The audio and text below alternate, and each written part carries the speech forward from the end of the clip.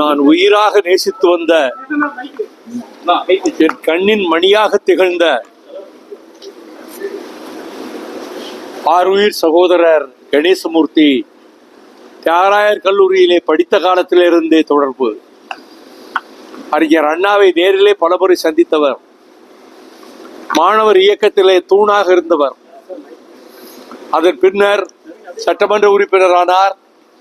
அனைத்து மக்களுடைய அன்பையும் பெற்றார். நாடாளுமன்றத்துக்கு 3 முறை தேர்ந்தெடுக்கப்பட்டார். அங்கும் தன்னுடைய கடமைகளை சிறப்பாகவே செய்தார். இம்முறை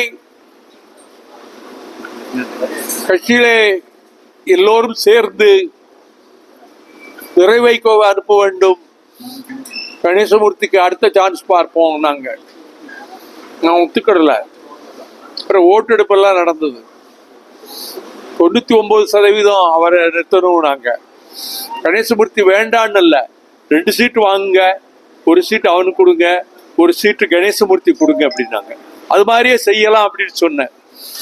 அதன் பிறகு நான் என்ன நினைச்சேன்னா, அப்படியே வாய்ப்பு இல்லாமல் போனாலும் சட்டசபை தேர்தல் 1 வருஷத்துல வருது. ஒரு நல்ல தொகுதியில பார்த்து அவரை எம்எல்ஏ ஆக்கி விட்டுட்டு அதுக்கு பிறகு அதை விட பெரிய பதவி ஏதாவது தளபதி ஸ்டாலின்கிட்ட சொல்லி வாங்கி கொடுக்க முடியுமான்னு பார்ப்போம். சட்டமன்ற தேர்தல் வரும்போது அது காயமெல்லாம் ஆறிடும். ஆனால் அவர் நல்லா பேசினார். இதற்கு பிறகும் ரொம்ப பிரியமாக தான் பேசினாரு. வீட்டில் மகங்கிட்டையும் கொஞ்சம் கூட எதையும் காட்டிக்கலையா. அது நேற்று 4 தடவை பேசியிருக்காரு டாக்டர்கிட்ட. இன்னைக்கு காலையில் 10 நிமிஷம் பேசியிருக்காரு. அப்பொழுதெல்லாம் எந்த பதட்டமும் இல்லையா, எந்த விதமான அவர் ஒரு சோகத்தில் இருக்கிறார் மாதிரி தெரிஞ்சுக்கிட முடியலையா.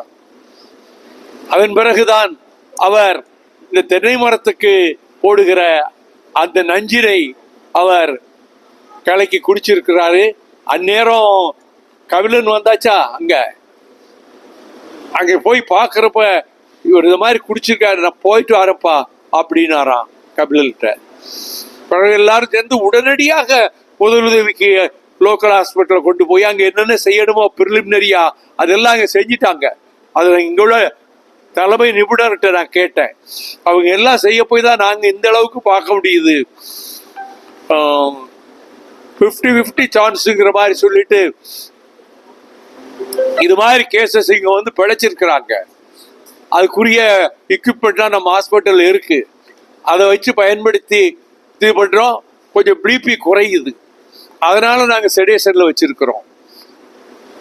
அதனால நம்பிக்கையோடு இருப்போம் அப்படின்னு டாக்டர்ஸ் மகன்கிட்டையும் என்கிட்டையும் சொன்னாங்க. டாக்டர் டைமிங் ஏதாவது கொடுத்துருக்காங்க? 2 நாள் போட்டுனாங்க. 2 நாள் பொறுத்து இருந்து பார்க்கணும் அப்படின்னா.